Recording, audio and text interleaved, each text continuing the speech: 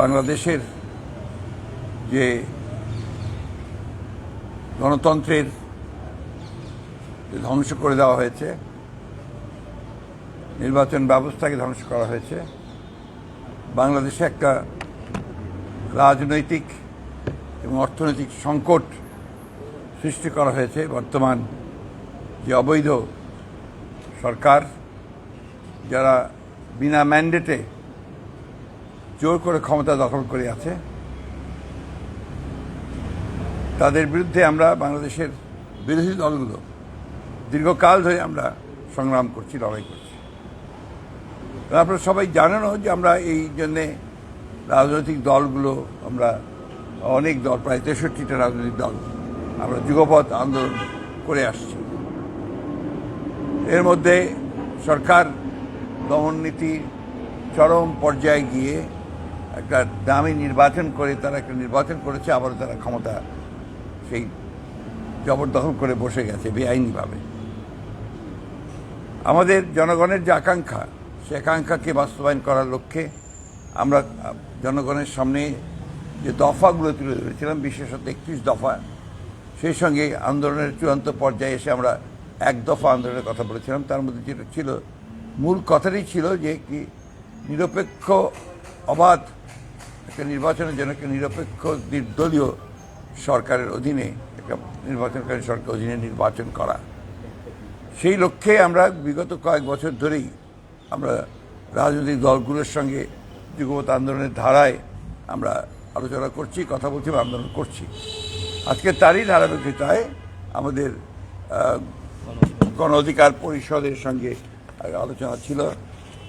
তাদের সঙ্গে আমরা কথা বলেছি, আলোচনা করেছি। আমাদের দল থেকে দায়িত্বপ্রাপ্ত যারা বরকতুল্লাহ বুলু, তিনি উপস্থিত ছিলেন, এবং আপনার গণ অধিকার পরিষদের সভাপতি নুরুল হক নূর এবং সাধারণ সম্পাদক রাশেদ খান সহ আপনার তাদের সদস্যরা উপস্থিত ছিলেন। এবং তাদের সঙ্গে আমি নামগুলো আপনাদেরকে বলে দিই, নাম দিয়ে দিয়েছি আপনাদের, তারা উপস্থিত ছিলেন। আমরা চলমান যে গণতান্ত্রিক আন্দোলনের জন্য কী ধরনের আপনার কর্মসূচি গ্রহণ করা যায় এবং কিভাবে আমাদের লক্ষ্যে পৌঁছানো যায়, বর্তমান রাজনীতির পরিস্থিতি এবং তার বিশ্লেষণ, সেই সঙ্গে আমাদের কর্মসূচি নির্ধারণের জন্য আমরা প্রাথমিক কিছু আলোচনা আজকে করেছি। একটি কথা আমরা সবাই এখানে একমত হয়েছি, যে কথাটা আমি সবসময় বলে আসছি, এখনও বলছি, যে কোনো পরিবর্তনের জন্য সবচেয়ে বড় ভূমিকা পালন করে তরুণ এবং যুব সমাজ, ছাত্র সমাজ। সেই ক্ষেত্রে আমাদের যারা গণ অধিকার পরিষদে আছেন, আমি খুব আশাবাদী যে তারা কিন্তু সবাই প্রায় একেবারেই তরুণ এবং ছাত্র নেতা থেকে উঠে এসছেন। ছাত্র নেতা ছিলেন নূর সাহেব, নিজেই ডাক্তার ভিপি ছিলেন, এবং তাদের ভূমিকাও এই আন্দোলনে অত্যন্ত জোরালো ভূমিকা ছিল। আমি যেটা আশা করব যে আগামী দিনের গণতান্ত্রিক আন্দোলনে তারা তাদের ভূমিকা অক্ষুণ্ণ রাখবেন, এবং একই সঙ্গে জনগণকে সংগঠিত করবার ক্ষেত্রে তারা তাদের ইতিবাচক ভূমিকা পালন করবেন। আমি আজকে বক্তব্য অন্যভাবে রাখতে চাই না। আমাদের বরকতুল্লাহ বুলু সাহেব আছেন, ভাইস চেয়ারম্যান, তিনি রাখবেন, আর আমরা নূর সাহেব বক্তব্য রাখবেন। এখন আমি নূর সাহেবকে অনুরোধ করবো তার কথা বলতে। এই বিষয়ে পরে কথা বলি, এটা শেষ করি। সাংবাদিক ভাইরা, আপনাদেরকে ধন্যবাদ জানাচ্ছি। আপনারা শুনেছেন বিএনপির মাননীয় মহাসচিব এবং বিএনপির ভাইস চেয়ারম্যান জনাব বরকতুল্লাহ বুলু সাহেব সহ যে আমাদের লিয়াজু কমিটির দীর্ঘক্ষণ আলাপ আলোচনা হয়েছে। আলাপ আলোচনায় আমরা আমাদের আন্দোলনের অতীতের বিষয়বস্তু নিয়ে আমরা পর্যবেক্ষণ করেছি, এবং সেখানে জনগণের যে এত জনসমর্থন ছিল, জনগণের স্বতঃস্ফূর্ত রাজপথের উপস্থিতি ছিল, সেটা রাষ্ট্রযন্ত্রকে ব্যবহার করে সরকার যেভাবে দমনপীড়ন করেছে এবং আইন আদালতকে অস্ত্র হিসেবে ব্যবহার করে বিরোধী দল নির্মূল করে দেশে একটি একদলীয় শাসন কায়েমের জন্য সরকারের যে অপচেষ্টা, সেটি নিয়ে আমরা সবাই সতর্ক আছি। এবং এই যে 63টি রাজনৈতিক দলের যে যুগপৎ আন্দোলন হয়েছে, এই স্বৈর শাসনের অবসান ঘটিয়ে আগামীর নতুন রাষ্ট্র ব্যবস্থা গড়ে তোলা না পর্যন্ত এই রাজনৈতিক দলগুলোর যুগপৎ আন্দোলন চলবে। আপনারা একটা বিষয় স্পষ্ট জানেন যে নির্বাচনের আগে এই 63টি রাজনৈতিক দল আগামীর বাংলাদেশকে কেমন দেখতে চায়, কোন কোন জায়গায় পরিবর্তন চায়, সেইগুলো নিয়ে কিন্তু আমরা 31 দফা একটা রাষ্ট্র মেরামতের কর্মসূচি দিয়েছি, যেখানে আমাদের অর্থনৈতিক ব্যবস্থা, স্বাস্থ্য ব্যবস্থা, শিক্ষা, চিকিৎসা, আমরা প্রায় রাষ্ট্রের সমগ্র বিষয় সম্পর্কে আমাদের একটা সম্যক ধারণা 31 দফাতে দিয়েছি। তো নির্বাচন করার জন্য যে সরকার বিরোধী দলের প্রায় 32,000 নেতাকর্মীকে জেলে নিয়েছে মহাসচিব সহ, এবং তার সরল স্বীকারোক্তি সরকারের মন্ত্রীরাই করেছে। কাজে সেই অবস্থায় তো আন্দোলনকে কন্টিনিউ করে যাওয়া বিরোধী দলের জন্য অনেক ক্ষেত্রে হয়তো ডিফিকাল্ট ছিল, এবং সরকারের এই শয়তানি বুঝে ওঠার জন্য আমাদেরও বেগ পেতে হয়েছে। তবে আমরা সরকারের সব ধরনের ষড়যন্ত্র এবং শয়তানি আগামীতে মোকাবেলা করার জন্য আমরা প্রস্তুতি নিচ্ছি, এবং সেই ধরনের কর্মকৌশল নিয়ে আগামীতে আন্দোলনকে বেগবান করা হবে।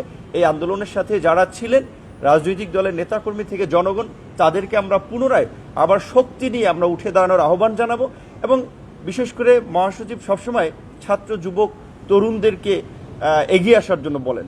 এটা তো সত্য যে এই বাংলাদেশ তথা এই উপমহাদেশের সমস্ত গণতান্ত্রিক আন্দোলন সংগ্রামে জনগণের অধিকার আদায়ে ছাত্র, যুবক, তরুণরা অগ্রভাগে ছিল। মহাসচিব সহ দেশবাসীর যে ছাত্র, যুবক, তরুণদের নিয়ে যে আশা এবং প্রত্যাশা, গণ অধিকার পরিষদ একটা তারুণ্যের দল হওয়ায় ইনশাল্লাহ আমরা অতীতে যেভাবে রাজপথে ছিলাম, আগামীতেও সে একই ভূমিকা নিয়ে শত ত্যাগ স্বীকার করেও নির্যাতন, নিপীড়ন, দমন পীড়নের মুখেও দেশের মানুষের অধিকার আদায়ে আমরা রাজপথে থাকব। এই আহ্বান রেখে আমাদের আমার বক্তব্য গণ অধিকার পরিষদের পক্ষ থেকে শেষ করছি। আপনাদের সবাইকে ধন্যবাদ। আমাদের মাননীয় মহাসচিব আপনাদের বিস্তারিত বলেছেন এবং নূর সাহেবও বলেছেন। আমি দুটি কথা বলে শেষ করি। 70-এর নির্বাচন পরবর্তী পর্যায়ে কী কারণে আমরা পাকিস্তানের সাথে মুক্তিযুদ্ধে গেলাম? একমাত্র গণতান্ত্রিক অধিকার জন্য। সেদিন যদি পাকিস্তান নির্বাচনকে স্বীকৃতি দিত এবং গণতান্ত্রিক অধিকার আমাদের মেনে নিত, তাহলে পাকিস্তান ভাঙত। সে কারণে আমরা মুক্তিযুদ্ধ করেছি। আজকেও আমাদের পরপর 3টি নির্বাচন এদেশে মানুষ ভোটার অধিকার তাদের হরণ করা হয়েছে, ভোট দিতে পারছে না। আমরা এই ভোটের অধিকার, গণতান্ত্রিক অধিকার এবং সাম্য, যে সমাজে যে বৈষম্য আজকে সৃষ্টি হয়েছে, 5% লোকের বা 10% লোকের কাছে বাংলাদেশের শতকরা 90% আজকে সম্পদ কক্ষিগত হয়েছে। এর থেকে আমরা মুক্তি চাই এবং সামাজিক ন্যায় বিচার, আমার ভোটের অধিকার, গণতান্ত্রিক অধিকার।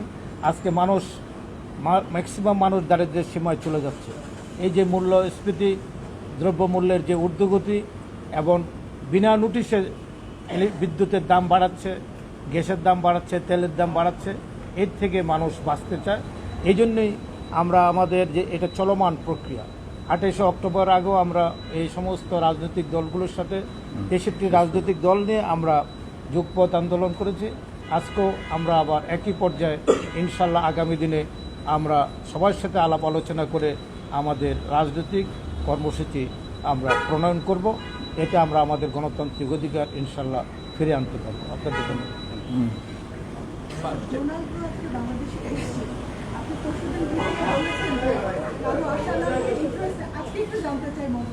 না, আমরা বাকি বরাবরই একই কথা বলছি। তো আমরা বাংলাদেশের জনগণ কারো উপরে নির্ভর করে তার গণতান্ত্রিক অধিকার ফিরিয়ে আনবে, এটা আমরা মনে করি না।